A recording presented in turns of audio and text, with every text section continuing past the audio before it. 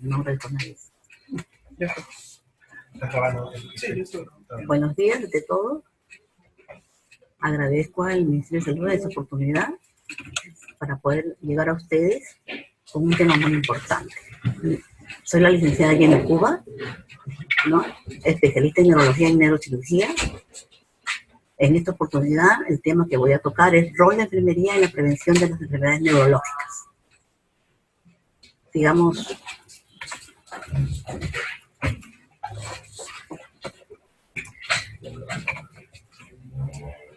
enfermería en la prevención, lo que es promoción de la salud. El rol de la enfermería es tan importante en el ámbito preventivo promocional. Se debe reorientar a capacitar a las personas, familias, comunidades. Es todo un grupo importante para el cuidarse de sí misma, priorizando la promoción de la salud y la prevención en enfermedades, tanto neurológicas, ¿no? Transformando la dependencia en autocuidado. Cualquier trastorno del sistema nervioso nos va a llevar a anomalías estructurales bioquímicas y eléctricas en el cerebro, la médula espinal y otros nervios que pueden dar a una serie de síntomas, como es el caso de parálisis, debilidad muscular, falta de coordinación, pérdida de flexibilidad, convulsiones, dolor, niveles de conciencia alterados. Esto se da no solamente en el adulto mayor, se da en el adulto, en el niño. Podemos ver en todas las etapas, ¿no?, de la vida del ser humano. Tenemos aquí estadísticas del Instituto de Ciencias Neurológicas en la unidad de emergencia. En el primer trimestre podemos observar de que hay 10 primeras causas de morbilidad. Tenemos como primer punto los infartos cerebrales o trombosis de arterias, ¿no? Luego tenemos enfermedades cerebrovasculares específicas, hemorragias subaracnoideas no específicas, estados en un gran mal epiléptico, accidente vascular, encefalitis, no especificado como hemorragia o isquémico de carótida. Enfermedades cerebrovasculares no específicas, hemorragias subaracnoideas agudas no traumáticas, hemorragias intracefálicas no específicas, infartos cerebrales también no específicos. Esto es una estadística del primer trimestre del año 2017 que se ha podido recolectar de la unidad de emergencia. Luego tenemos como prioridad 2 las 10 primeras causas de morbilidad.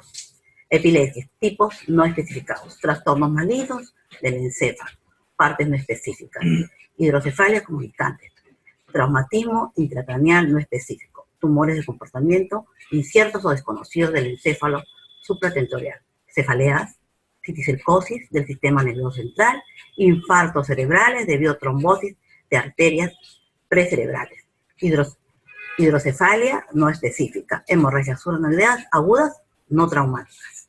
Siguiendo con las prioridades, tenemos la prioridad 3, también las 10 primeras causas de muerte. Cefalea debido a tensión, cefalea, parálisis, epilepsias tipos no específicos, lumbagos con ciática, traumatismos intracerebrales no específicos, migraña sin aura y migraña común, secuelas hemorrágicas subaracnoideas, cervicalgia y cefalea vascular. Como podemos apreciar, en estas estadísticas que se ha podido recolectar del servicio de emergencia, tenemos que priorizar las enfermedades cerebrovasculares cerebrales. ¿Qué vienen a ser las enfermedades cerebrovasculares? Tenemos enfermedad cerebrovascular de tipo isquémico y de tipo hemorrágico. En las enfermedades de cerebrovascular viene todo evento neurológico que afecte el funcionamiento del encéfalo, global o parcial, ya sea por la obstrucción aguda del lumen arterial o una disrupción sanguínea al parénquima cerebral, al sistema ventricular o subaracnoideo. Es la tercera causa de muerte y primera causa de invalidez. Se producen más de 500.000 enfermedades cerebrovasculares cada año. Estos trastornos provocan alrededor de 200.000 fallecimientos anuales. ¿Cuán importante es tener la parte preventivo-promocional para poder, ¿no?, disminuir esta tasa? Sigamos con el tema con respecto a la clasificación. Enfermedades cerebrovasculares. Enfermedades cerebrovasculares son de dos tipos, tanto el isquémico como el hemorrágico. Tenemos en lo isquémico la oclusión de los infartos, ahí tenemos también una subclasificación, el trombótico, la oclusión penetrante lacunares, el embólico. En lo que es la enfermedad cerebrovascular hemorrágica, esta es una enfermedad que viene a ser grave que causa graves trastornos neurológicos que invalidan a un paciente, ya sea adulto, niño, no tiene esta enfermedad, no tiene un tipo de clasificación en la edad, ya sea en el niño o el adulto, ¿no? Cuán importante es saber que en este tipo de enfermedades hemorrágicas es la que lleva a la muerte, ya que el tipo isquémico es lento su proceso, deja secuelas, pero no ocasiona la muerte. Podemos apreciar acá la fisiopatología, la falta de oxígeno en el tejido cerebral, como podemos apreciar. Tenemos ahí a la arteria, a la obstrucción que se puede observar, ¿no? Un coágulo arrastrado por la circulación sanguínea. Tenemos ahí, podemos apreciar la arteria obstruida, ¿no? Cuán importante es tener conocimiento sobre este tipo de enfermedades. En las enfermedades cerebrovasculares de tipo hemorrágico, como les he dicho, que causan la muerte, en el 20% de casos se subclasifica: espacio subaracnoidal epidural, hemorragias subaracnoideas y hemorragias intraparenquimales. Como podemos observar, en cada uno de estos eventos se aprecia la afectación del cerebro.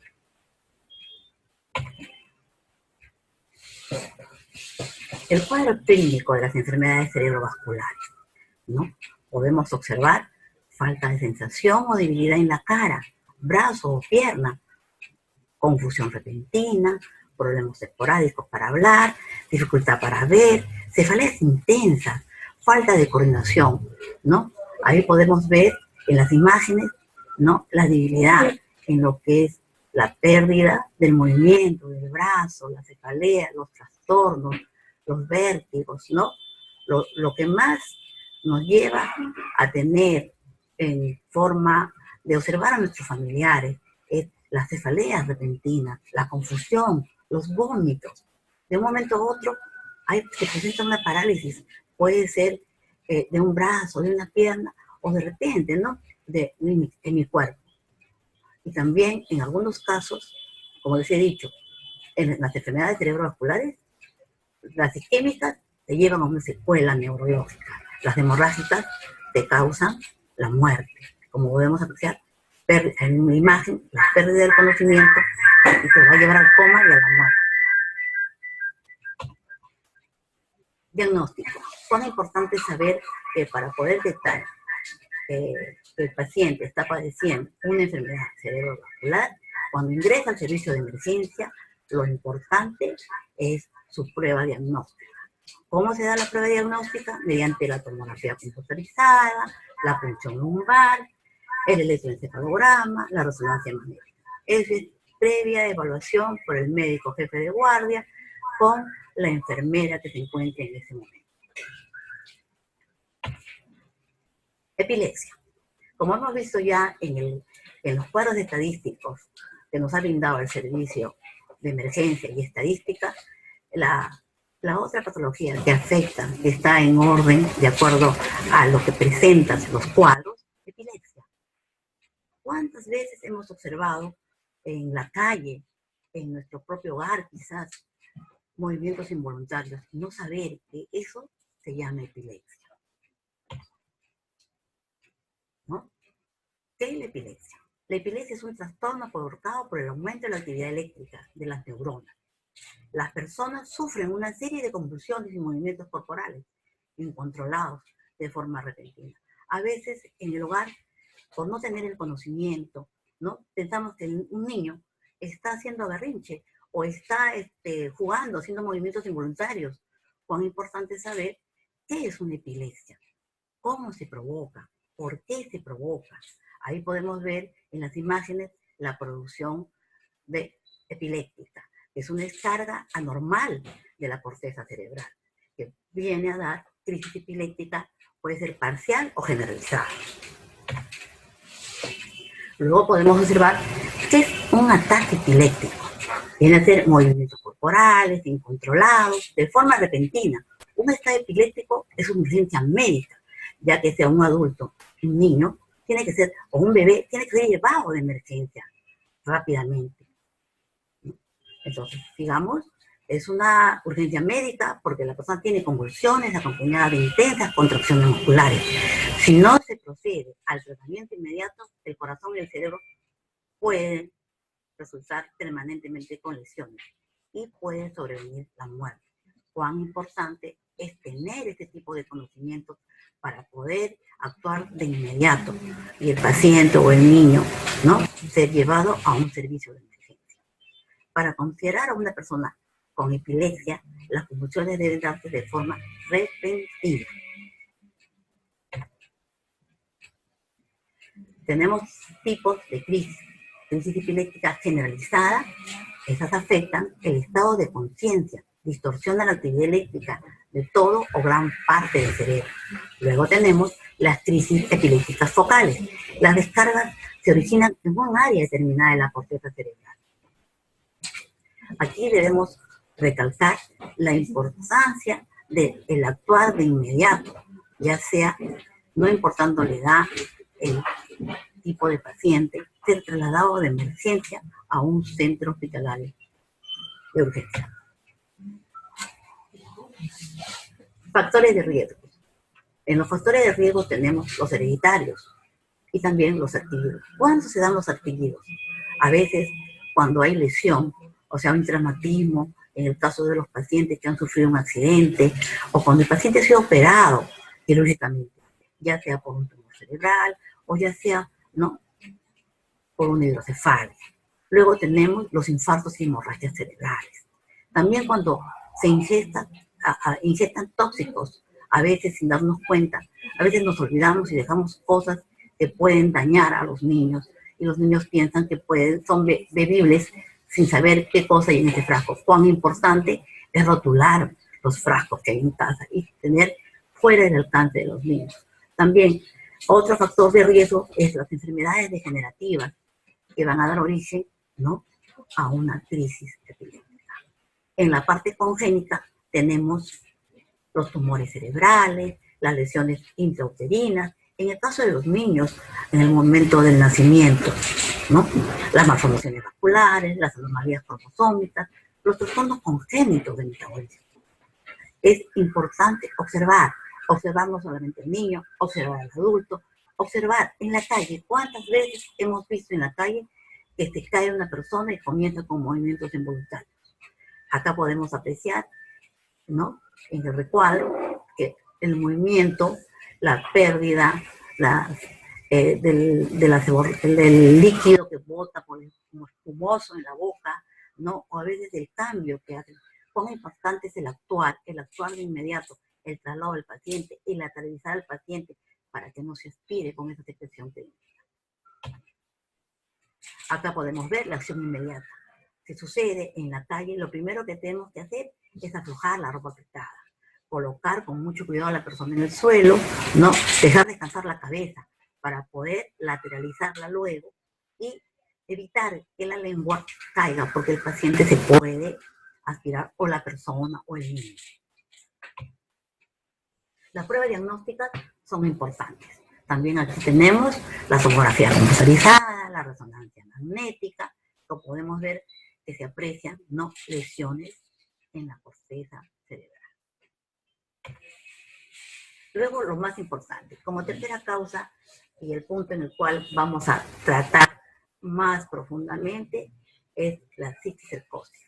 Como podemos ver en la imagen, apreciamos el cerebro con lesiones provocadas por el cisticerco. ¿Qué cosa es la cisticercosis? Es la parasitosis humana más frecuente del sistema nervioso central. Es endémica. Es prácticamente todos los países en desarrollo, con excepción del mundo musulmán.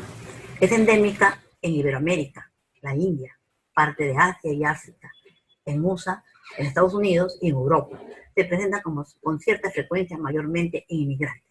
En Latinoamérica, la citicicercosis subcutánea es rara y la citicicercosis cerebral con formas quísticas es frecuente, mientras que en Asia, la citicicercosis subcutánea es común. Aquí podemos apreciar la enfermedad infecciosa ocasionada por huevecillos de un parásito llamado Taenia soli. Pueden alojarse en el cerebro, en la médula espinal, en los ojos, en los músculos y tejidos subcutáneos. Cuán importante es saber, tener conocimiento sobre esta enfermedad, ¿no? Los quistes varían de tamaño, así como de cantidad. Aquí tenemos y presentamos a la famosa Taenia soli, que tiene su cuerpo, su cola y su estructura. Cuán importante es tener conocimiento de que si nosotros hacemos lo preventivo promocional, podemos prevenir esta enfermedad. Antes había información sobre esta enfermedad, se daba más en parte sierra, en lo que es Ayacucho, ¿no? Huancayo. Aquí en el Perú es importante recalcar que eran zonas parte de sierra, pero hoy en Lima esta enfermedad ha ido en aumento. Siguiendo con la parte de la etiología, el hombre es el único huésped que puede alojar adultos de Taenia soli. Se desarrolla después de ingerir los huevos de Taenia soli. Contaminación de alimentos o bebidas con heces humanas. Por eso les vuelvo a repetir cuán importante es la medida de prevención. Y la medida de prevención universal es el lavado de manos para poder prevenir esta enfermedad. Como podemos ver en las imágenes, está ahí el cerdito o el chanchito, que a veces nosotros nos gusta comer mucho ese sanguchito de chancho, pero no sabemos que este cerdito tiene la carne contaminada con Taenia soli. Luego se come la carnecita infectada, ingestión del cerdo infectado con teniasis, luego llega, hace su proceso metabólico en el ser humano, ¿no? Y esto va a dar origen a que esta tenia se convierta en larva, y esta larva a su vez se convierta en citicerco. Cuando uno elimina por las heces, elimina miles de huevecillos, estos huevecillos, por la falta de higiene, por la falta de no tener el conocimiento de cuán importante es lavarse las manos antes y después de consumir un alimento, o cuán importante es tomar agua hervida y no tomar agua contaminada que se encuentra, ¿no? En los taños que a veces tenemos y ingerimos el agua, ¿no? Tenemos que tener mucho cuidado en las verduras, el lavado de las verduras, el lavado de las frutas. Esta enfermedad va en aumento, pero cuán importante es tener el conocimiento de la prevención en el lavado de las verduras, en el lavado de las frutas, en el lavado de nuestras manos, que es el medio de contaminación primordial.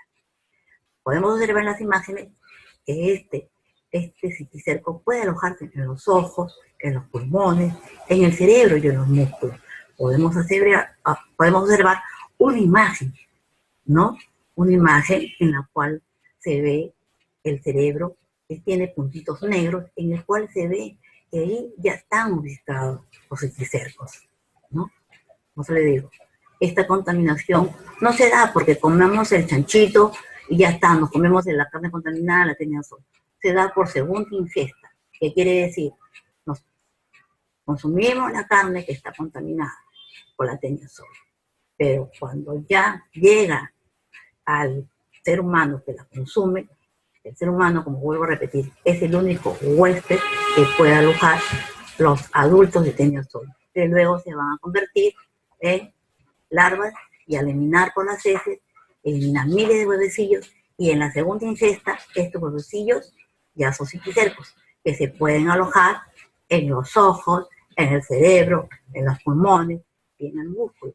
Lima, por datos que se han encontrado, ha aumentado la gran cantidad de pacientes que ingresan a la institución por el servicio de emergencia, por el servicio de consultorio, y cuando se someten a la prueba de diagnóstico, les confirman el diagnóstico que tienen cisticerco, ¿no? Digamos, el cisticerco, factores de riesgo, como les estaba mencionando. Como primer punto tenemos medio ambiente, condiciones inadecuadas, saneamiento ambiental, el agua, el desagüe. Luego tenemos la exposición a la tierra solo, la residencia, el lugar donde vivimos, o procedencia de la zona endémica. A veces es importante recalcar que vamos viajando en una movilidad o vamos, está contaminado, porque los huevecillos, uno, ya les vuelvo a repetir, se elimina los huevecillos en las heces, pero cuán importante es el lavado de manos.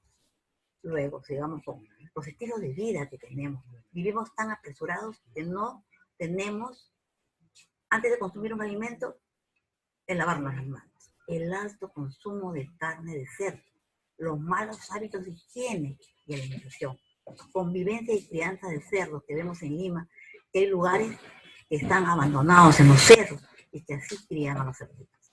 Podemos apreciar el ciclo, ¿no?, de esta enfermedad. ¿Qué es el neurocisticerco? ¿Qué es la neurocisticercosis? Es una infección parasitaria a nivel del sistema nervioso central, parenquimal cerebral. Puede depositarse en los ventrículos o meninges. Los síntomas más frecuentes que da esta enfermedad son las crisis epilépticas, pueden ser totales o parciales, la cefalea, la hipertensión endocraniana. En la imagen podemos observar en la parte de esta blanquita que vemos como un circulito la ubicación de un cisticerco. Cuadro clínico. Como vemos, los síntomas son síndrome convulsivo, hidrocefalia, síndrome pseudotumoral, ¿no?, síndrome demencial, el cambio de conducta en las personas, ¿no? Ya les vuelvo a repetir, esta enfermedad no solo está para adultos, también puede darse en niños o en adultos mayores. El diagnóstico. En la institución tenemos el servicio de Western Blot, que netamente los pacientes que ingresan por el servicio de emergencia, que ingresan por consultorio, tienen como meta el diagnóstico de esta enfermedad. Les hacen el Western Blot en sangre, ¿no?, porque ahí ponen examen de sangre para detectar anticuerpos contra el parásito. La biopsia de área afectada, tomografía computarizada, resonancia magnética, en algunos casos la punción lumbar. El examen en el cual un oftalmólogo también puede hacer el fondo de ojo y observar presencia de cisticerco en el globo ocular. La prevención de la neurocisticercosis, enfermedad asintomática, ¿no? Luego tenemos limitación cultural, la falta de dar lo preventivo promocional en charlas para poder, en los colegios, en universidades, cuán importante es las estrategias preventivos promocionales en este tipo de enfermedad, que cada día va en aumento, pero cuán importante es llegar a los colegios, ¿no?, llegar a las universidades y volver a recalcar la medida universal de prevención de esta enfermedad es el lavado de manos, el consumo, ¿no?, de verduras, frutas bien lavadas, ¿no? Y luego ver que realmente la situación en los hogares, cuán importante es llegar a ellos para poderles informar sobre las medidas preventivas en este tipo de enfermedad. Como vemos, acabo de observar en la imagen cuán importante, les vuelvo a repetir, lavar las manos con agua y jabón, frutas y verduras, no comer carne. En las calles a veces comemos sándwiches. Lo más importante, ¿no?, es cuando se presentan los síntomas, ir de inmediato a un centro de salud.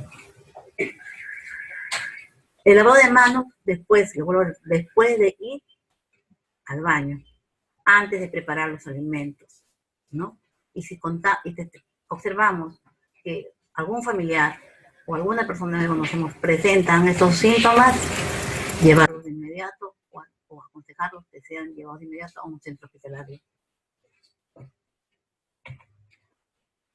Las estadísticas del 2012-2014 reportaron que hay 19.353 casos de cisticercosis. El grupo etario más afectado fue de 30 a 39 años, con un 40.30%, seguido del grupo etario de 19 a 29 años, con un 24.0%.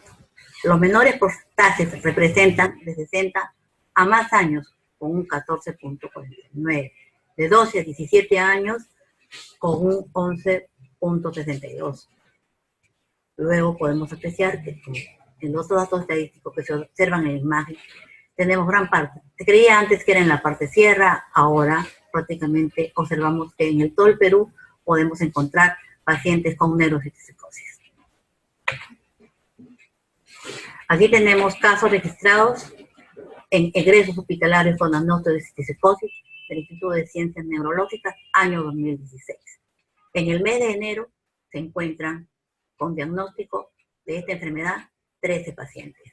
En el mes de febrero se encuentran 15 pacientes. En el mes de marzo se encuentran 18 pacientes. En abril se encuentran 23 pacientes. En mayo, 14 pacientes. Junio continúa con 14 pacientes. Julio continúa con 14 pacientes. En agosto, 17 pacientes diagnosticados. En septiembre, 16 pacientes. En octubre, 14. Y en noviembre contamos con 10 pacientes diagnosticados. Y en diciembre, 8 pacientes. Cuán importante es que el paciente acuda a un área hospitalaria y este cuadro estadístico está arrojando que el paciente ingresó al Instituto de Ciencias Neurológicas y fue diagnosticado en ese año con tales cantidades de pacientes. Luego les mencioné que la prueba diagnóstica en su gran mayoría es el Western Blot. El Instituto de Ciencias Neurológicas cuenta con un departamento especializado que va a dar la confirmación por el examen de Western Blot, el diagnóstico en los pacientes con cisticercosis.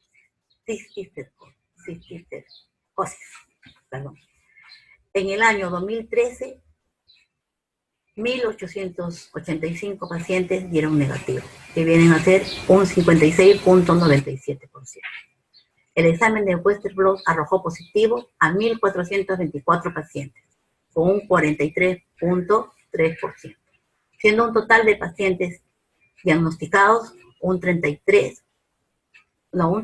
siendo diagnosticados 3.309 pacientes, entre positivo y negativo. En el 2014 tenemos 1.572 pacientes diagnosticados negativos, con un porcentaje de 52.43. Positivos, 1.426 pacientes, con un porcentaje de 47.57, siendo un total de pacientes que fueron diagnosticados 2.998 pacientes. En el 2015 tenemos pacientes 1.439 negativos, con un porcentaje de 51.12. Positivo tenemos 1.376 pacientes con un porcentaje de 48.88, siendo un total de pacientes 2.815. En el 2016 tenemos 1.402 pacientes negativos, con un porcentaje de 49.98. Positivo Western Blot tenemos 1.403 pacientes con un porcentaje de 50.02, siendo un total de pacientes 2.805. En el año 2017 tenemos 726 pacientes negativos con un porcentaje de 46.24. Positivo Western Blot 844. Tenemos con un porcentaje de 53.76, un total de 1.570 pacientes. Total de pacientes positivos, 6.473. Total de pacientes negativos, 7.024 pacientes.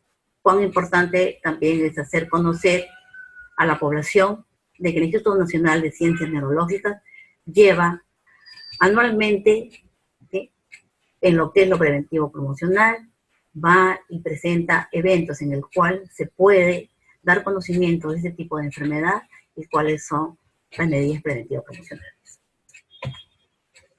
Podemos ver como medidas de prevención para la enfermedad neurológica en lo que es todo lo que debemos nosotros tener en consideración para prevenir este tipo de enfermedad que va en aumento, que es la neuropsicosis.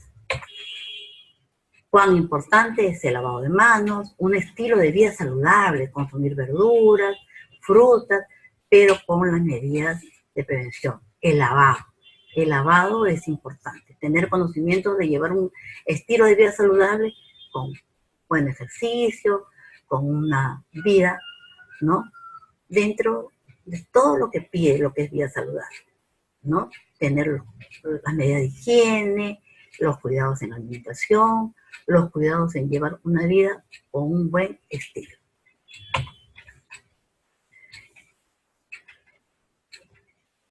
Gracias en esta oportunidad. Vamos a ver si tiene preguntas.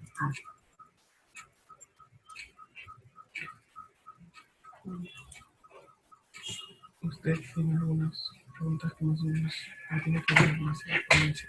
Tiene que hablar más en la ponencia. Bueno, algunas cosas que quiero aclarar. Ya. Lo que quiero aclarar es que en lo que compete a enfermería, cada día la dinámica de enfermería es tratar no solo de que atender a estos tipos de pacientes, sino llegar a ellos para hacerles conocer las medidas preventivas promocionales en el área que corresponde a cada enfermedad. Hemos hablado primero de enfermedad cerebrovascular, que son de tipo isquémico y de tipo hemorrágico. Cuán importante es, si hay un buen estilo de vida saludable, no consumo de bebidas alcohólicas, no consumo de tabaco, ¿sí?, vamos a poder prevenir esta enfermedad que va en aumento, ¿no? Porque ya les vuelvo a decir, las enfermedades cerebrovasculares de tipo isquémico van a causar daño, secuelas neurológicas, invalidez al paciente. Y la enfermedad hemorrágica también, cuán importante es. Tenemos un dolor de cabeza, tenemos mareos, a veces decimos, no, tomamos un Panadol, vamos a una farmacia. No automedicarnos, no debemos automedicarnos, debemos asistir al centro hospitalario. Luego, hemos hablado de la crisis epiléptica. Cuán importante es tener conocimiento de llevar al niño, al adulto, ¿no?, o a la persona que vemos a veces en la calle y nos hacemos indiferentes. En enfermería estamos tratando de llegar y brindar los conocimientos básicos para poder, ¿no?, tratar de hacer lo que es medidas preventivas promocionales. En la cisticercosis, como punto que hemos tratado más profundamente, la importancia, y vuelvo a repetir, de las medidas preventivas, el lavado de manos. A veces estamos en la calle, nuestra vida, nuestro estrés, el trabajo, el estudio, y nos olvidamos, consumimos alimentos que a veces no sabemos cómo están preparados. A veces vamos en el transporte, ¿no?, y no tenemos las medidas de prevención. Lo más importante es prevenir y cuidarnos nosotros para poder cuidar a nuestros hijos. En enfermería apostamos por el bienestar del paciente y de la comunidad. Tenemos una pregunta. Hay una pregunta ahí. Déjame ir.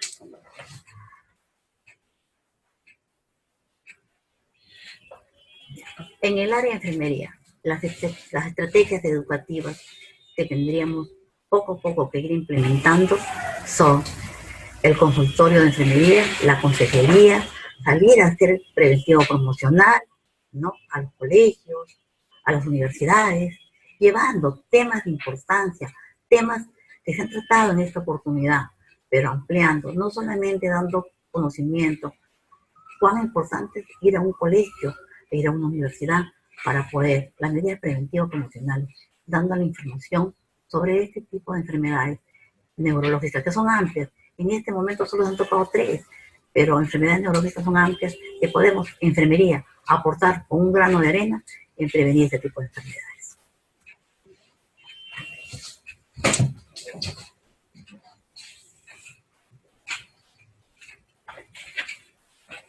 Esa pregunta. Mírala y contesta. Ya. ¿Cómo desinfecto las verduras? Cuán importante es el lavado de las verduras con unas gotitas de lejía, ¿no? En 1 litro de agua. 1 o 2 gotitas de lejía en 1 litro de agua, lavar las verduras con abundante agua. Lea la pregunta. En momentos de crisis convulsiva, ¿cómo debe atender al paciente en la calle? Cuán importante es que si vamos a brindar educación, si vamos a ir a los colegios a hacer lo preventivo promocional, cuán importante es sensibilizar a las personas, educar a las personas cuando vemos a un paciente en la calle que se cae repentinamente y presenta movimientos involuntarios, que es una crisis de convulsión, lateralizar al paciente, ponerlo de costado para prevenir que este paciente se aspire con su propia secreción, ¿no? Tener bastante cuidado en que este paciente requiere atención, importancia, ponerlo de costado y evitar que la lengua se le vaya atrás, porque eso va a impedir que se pueda aspirar. Es importante también saber que todo lo podemos poner un granito de arena. Enfermería está en puertas de apoyar, no solamente en el mismo hospital, sino salir a hacer lo preventivo promocional en los colegios, en las escuelas, en los mercados. Es importante hacer campañas que nos van a ayudar a prevenir y a tener conocimiento de que toda enfermedad, si es detectada a tiempo, puede prevenir las secuelas o la muerte. A veces tenemos nosotros en casa ser agentes multiplicadores para poder brindar el conocimiento que nos va a ayudar a poder orientar a las personas en diferentes lugares, como les vuelvo a repetir.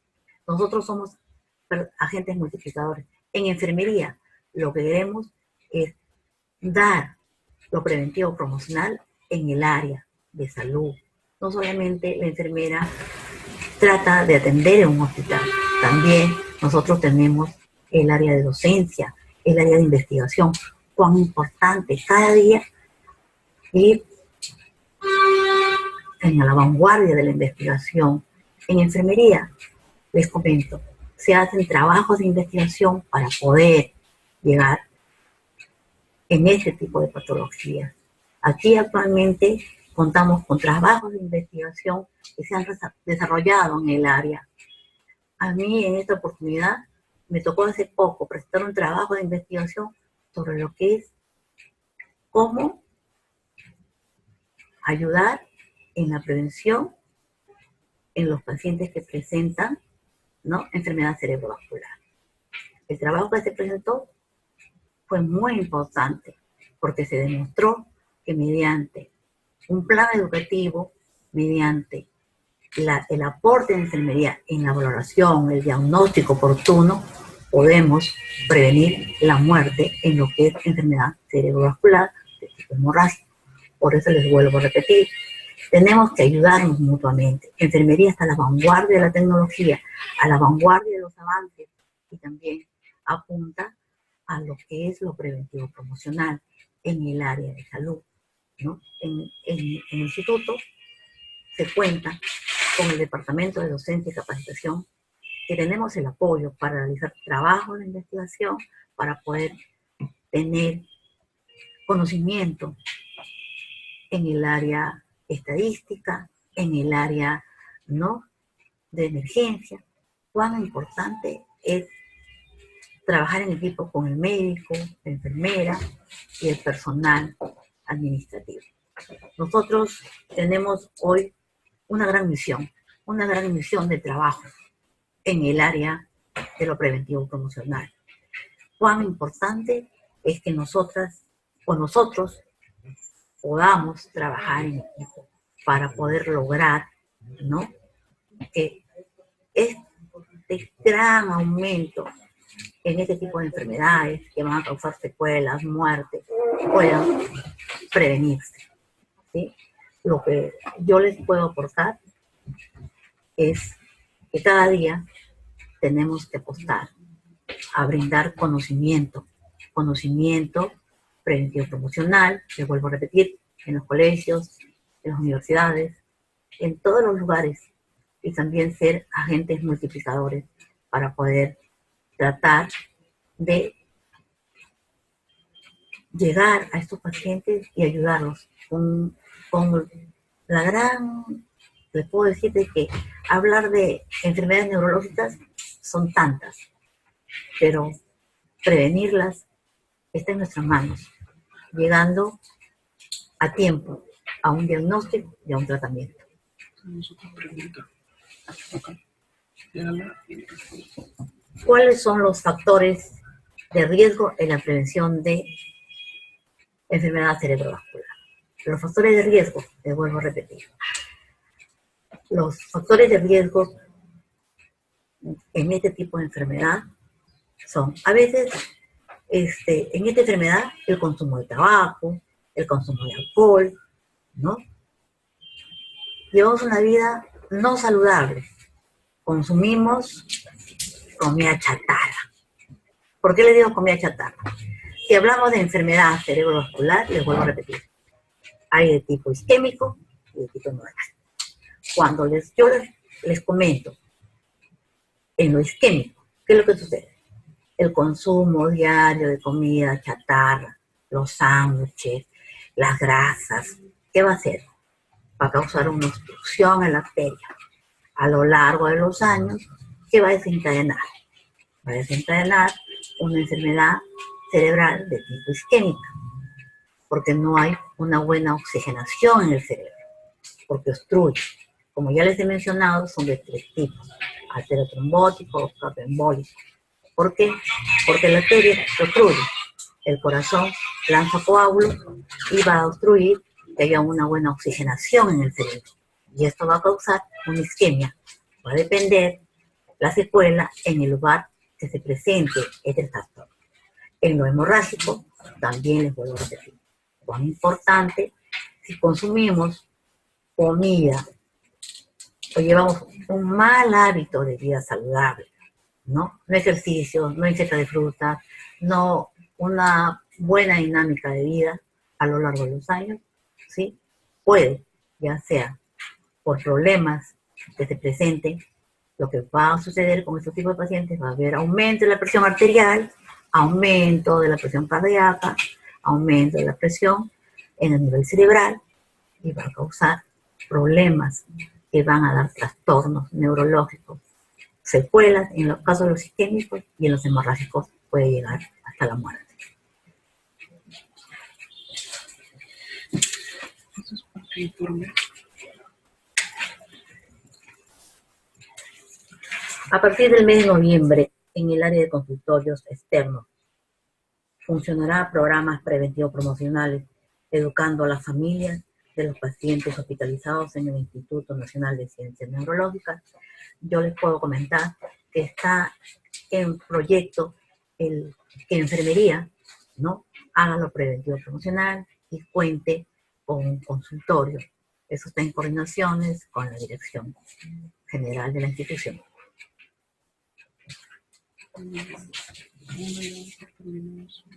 Bueno, doy gracias por darme la oportunidad de brindar los conocimientos, ¿no?, que les vuelvo a repetir. Somos agentes multiplicadores que todos, tanto enfermería, tanto el área médica y todo el personal administrativo, estamos unidos para realizar los programas preventivos promocionales. ¿Para qué informen a las horas?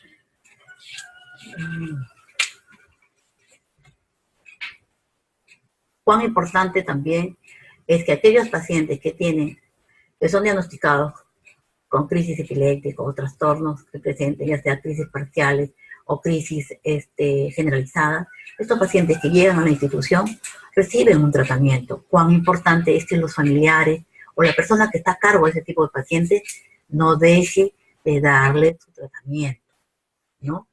El tratamiento es importante porque deja de tomar el tratamiento, como el caso, se le da fenitoína, de acuerdo con lo que el médico indique. Tiene que seguir con el tratamiento porque puede presentarse la crisis convulsiva. Agradezco, ¿no?, el hecho de haberme brindado la oportunidad a la unidad de telecapacitación del Instituto Nacional de Ciencias Neurológicas, el poder apoyar con un granito de arena en dar lo que es preventivo promocional en este tipo de enfermedades. Muchas gracias.